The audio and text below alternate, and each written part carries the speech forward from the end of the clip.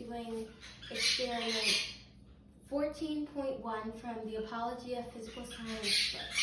You will need the upper half of a bottle and some plastic wrap, a candle, some rice, and a bowl. And also something to hit a pot with. Okay, Skylar, and what is this module covering? It's covering sound waves. Sound and waves, exactly. And so we're going to try to figure out how sound travels. All right, Skylar, so we cut off the bottom of a 2-liter soda bottle and covered it with saran wrap.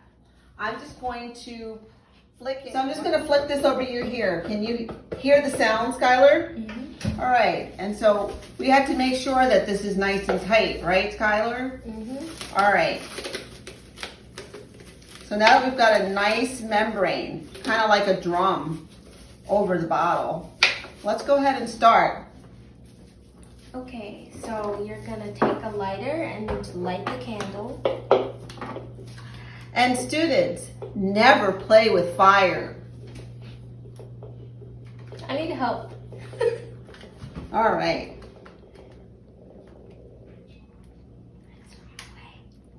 Okay.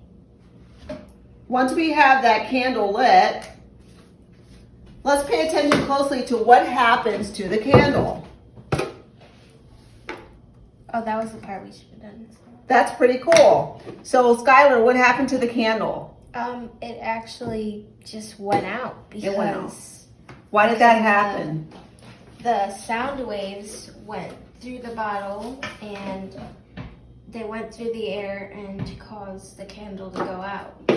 Okay, so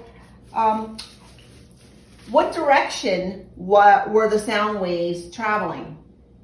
Like longitudinally. So they went longitudinally down the bottle, and the actual air molecules in this bottle, what happened to them? They were like shaking around. They were oscillating, and so they oscillated in the same direction that the sound wave traveled, and they were able to do what to the flame? Extinguish the flame. They actually came down and they extinguished the flame. So sound is like energy, and that energy travels longitudinally like a wave and extinguished the flame. Let's try another experiment. So in this experiment, what do you need to do? You need to take your pot and put it over the bowl with the rice on it. Now, how is the rice over the bowl? What did you do first? You put plastic wrap on the top of the bowl, like very tight, and then you put the rice on top, and then you're just gonna use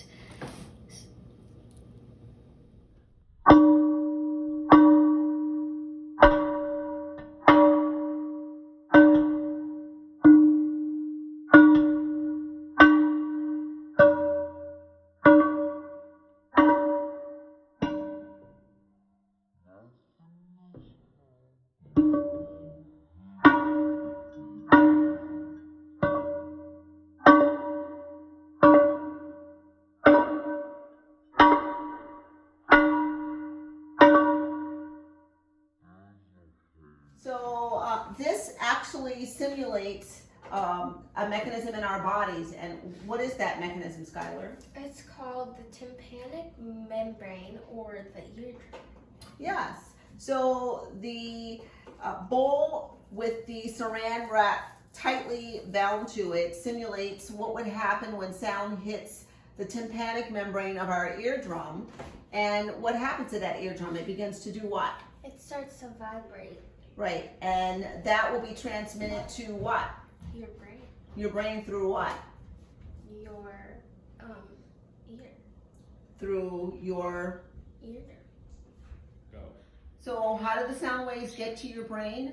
Through your 8th cranial nerve. Through your 8th cranial nerve. Okay, so what we can see from this experiment is that sound travels. It travels longitudinally, and it travels through air as a medium, and that it is able to cause vibrations. And in the case of us hearing through our eardrums, it vibrates our eardrums at the tympanic membrane. I do have a question for you, Skylar. Since I said that sound travels through a medium, and the medium that you're using now is air, what would happen if you were to be in a place like the moon, where there is no air? There would actually be no sound. Yeah, so if we were to simulate conversation on the moon, it would kind of go something like this.